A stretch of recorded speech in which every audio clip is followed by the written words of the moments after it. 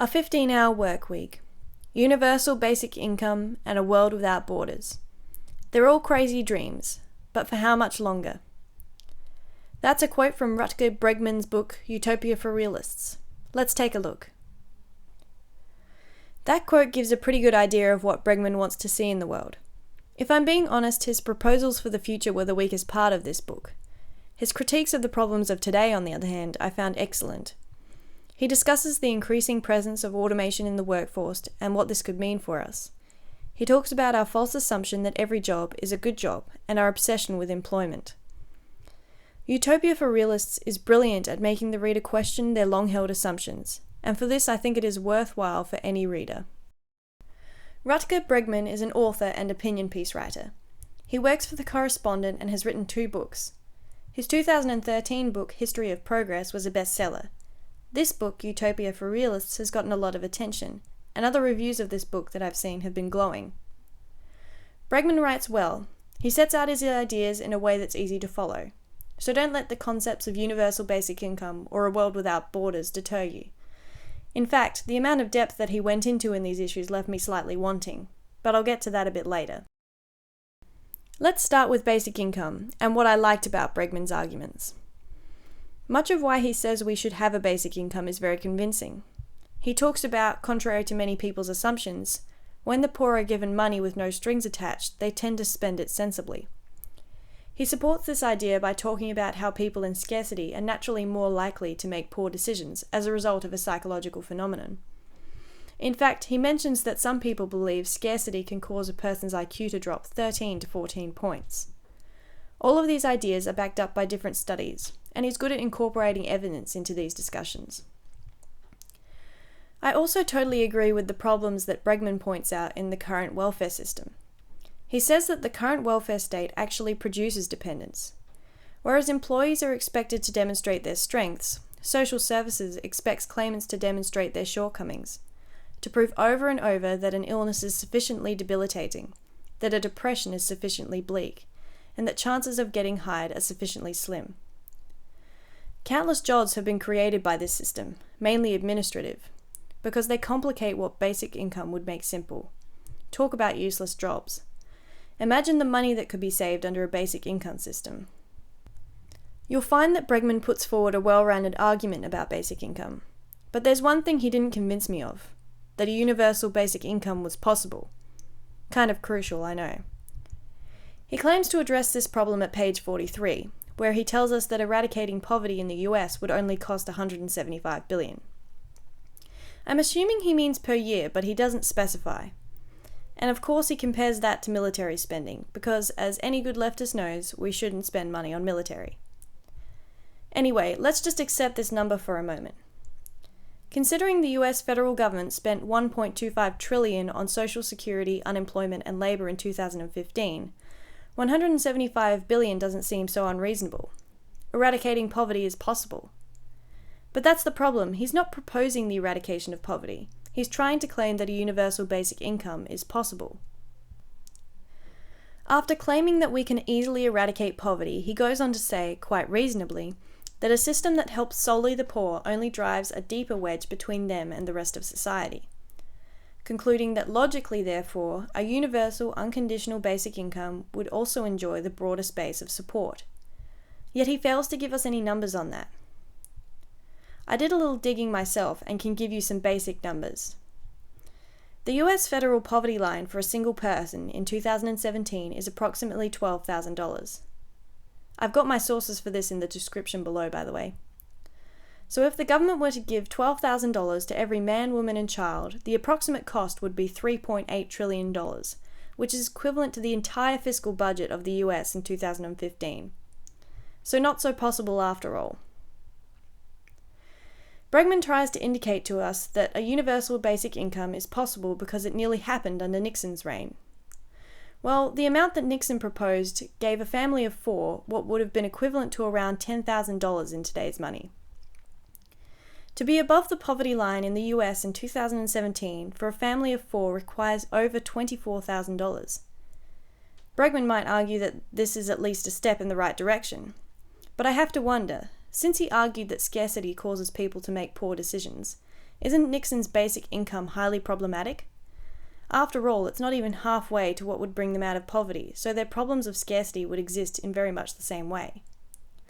Isn't it possible that the conditions of the poor under this system of universal basic income would not fix the issues of poor decision-making? Obviously, this doesn't mean it wouldn't be worth it. I'm not trying to say basic income is a bad idea. I think it's something wholly worth discussing. My problem here is with Bregman's way of presenting it to the reader. Surely he didn't just forget to mention how much it would cost for a universal basic income. Maybe it's just me, but I found this convenient failure a little suspicious. Okay, on a more positive note, I'd like to talk a little bit about Bregman's excellent discussion of the automation of jobs.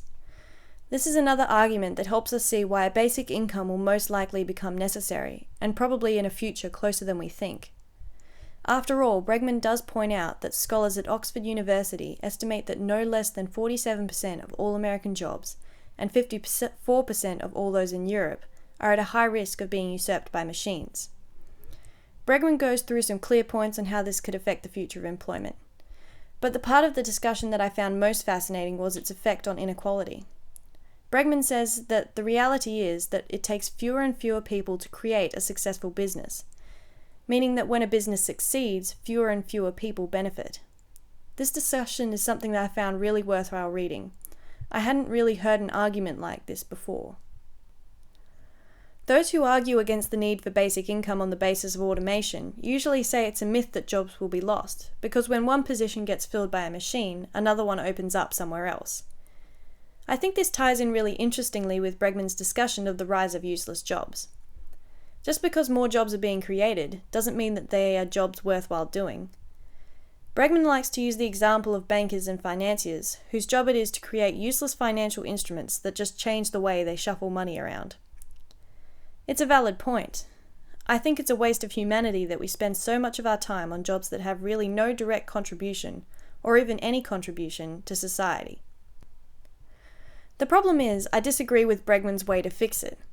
He wants to have a system of taxation where those who are doing jobs that are useless to society get taxed at a higher rate than those whose jobs are meaningful.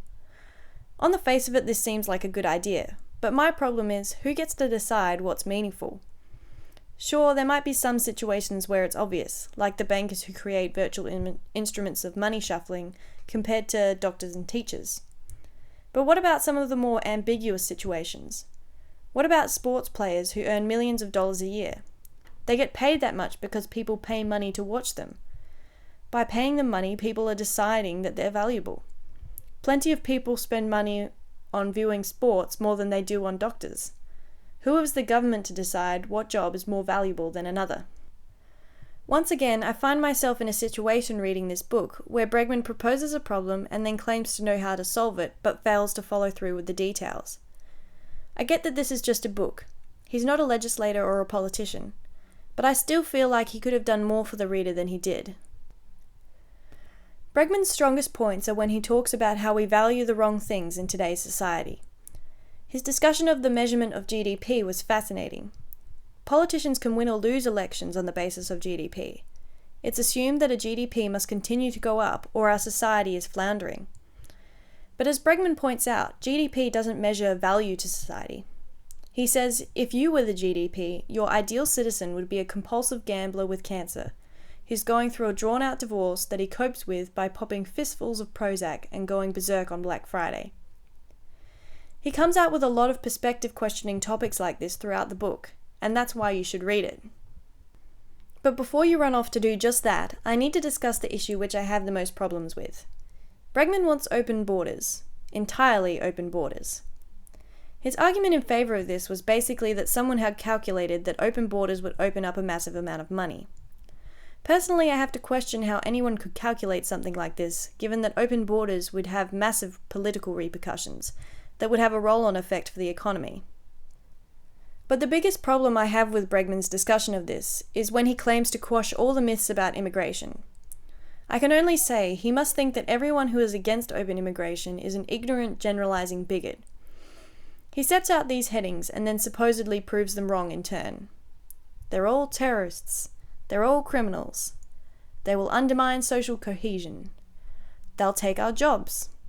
Cheap immigrant labor will force our wages down. they're too lazy to work, and they'll never go back. Of course, some people do argue things like this, but I think if you're trying to propose something as radical as open borders, you should address the most reasonable claims that your opponents have. Don't pretend that those 7 insubstantial statements are the only arguments against open borders. I don't have time to address everything Bregman said under those titles, so I'll stick to the one I most disagree with. Bregman argues that immigration doesn't cause problems with social cohesion, and in fact they show no difference. I feel like the situation in Europe at the moment begs to differ. Does he think that people have just suddenly become super racist and that's why there's a rise of anti-immigration parties in Europe? Or is there just a slight possibility that immigration might be causing some issues with social cohesion? While I've had a look at the study he cites for this claim, I have to question any study that claims to be able to measure social cohesion. Anyway, Bregman's not the only one who tries to avoid the possibility that immigration causes problems. Look at this CNN reporter try to skirt around the fact that these periodic Swedish riots happen in an immigrant-dominated neighborhood. Police say that the disturbances, the riot that was in the neighborhood of Rinkeby on Monday night, that's something that periodically happens in that community, a community which has a large immigrant community, but also a great deal of unemployment and low education levels as well. In that series of incidents, one police officer was injured when an object hit them in the arm. I'm not saying that immigration has to cause problems with social cohesion, but pretending that it never does is just plain dishonest. Bregman is just another person who tries to convince us that the only reason a person would stand against immigration is bigotry, and he fails to address real concerns. Does he think he can answer the immigration and social cohesion question with just one page? Bregman also likes to throw in some emotional manipulation, just in case you don't get convinced by his appeals to logic. He sets up an argument about how if we turn back an economic migrant from Somalia with a child, then we are basically condemning that child to death because of the increased rates of child mortality in their own country. I would ask him where he draws the line with how many people we allow in, but he's already answered that. He wants open borders. I think the most important thing I can say is that you should always view political books like this one with an open but critical mind. Bregman, like so many others, falls victim to the temptation of manipulating his readers' emotions to sway their opinions, rather than sticking to pure cold facts. That's not a reason to avoid reading this book. There's a lot you could get from it. And hey, maybe I'm wrong about all this. Please comment below with your own opinions. I'd love to discuss them all with you. If you like this video, subscribe or like below. See you guys next time.